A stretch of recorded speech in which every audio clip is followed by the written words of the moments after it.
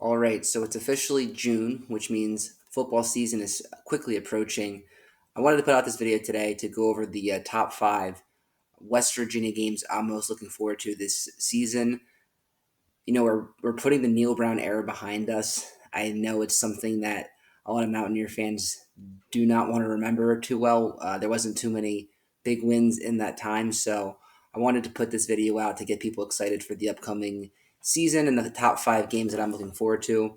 Before we start, honorable mention before we start is going to be the Robert Morris game and the Ohio game. Even though they're not Power Five opponents and they're a little less than West Virginia might be, they're extremely important games. We need to start off with first win of the season, something we haven't done in 4 years. So against Robert Morris, it's going to be important to take the dub and also look well doing it. And then same thing with Ohio. You're going to be on the road for that first one. So you need to go out there, get a win before the Pitt game, which we'll talk about later, obviously, for the countdown. So let's get into it.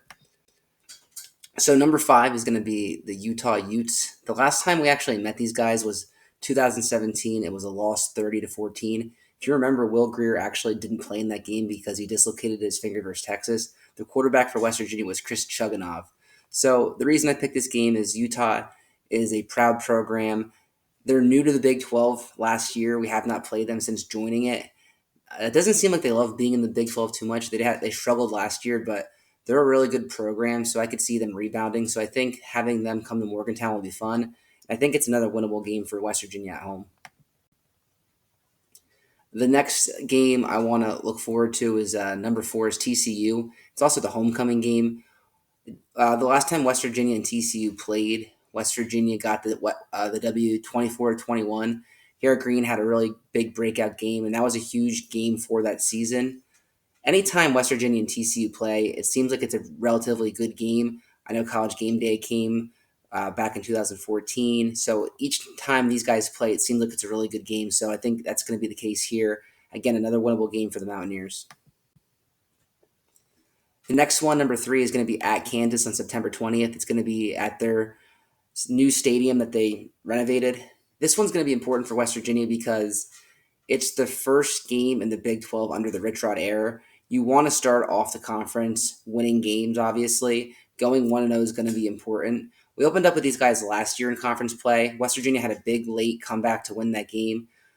That was a really intense game. So this one's going to be important to get early for West Virginia to start off the Rich Rod era with a bunch of wins, especially in the Big 12, and set that tone. So this one's going to be one that I'm definitely looking forward to. Number two is definitely going to be Colorado.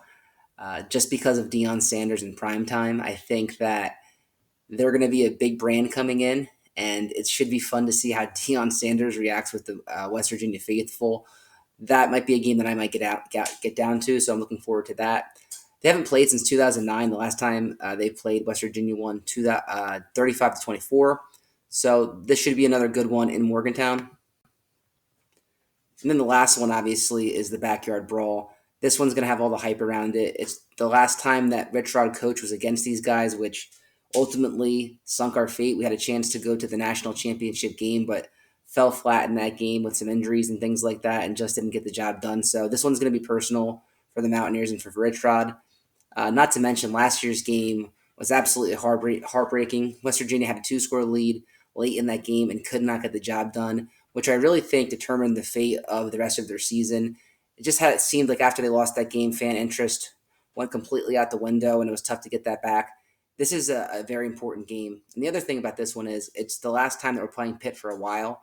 We're 1-2 since they restarted the series, so you definitely don't want to go out on a losing note on that one and be down 1-3 with a huge layoff coming. For our brand, we need to win this game for Mountaineer Nation. So this is the number one game I'm looking forward to this season.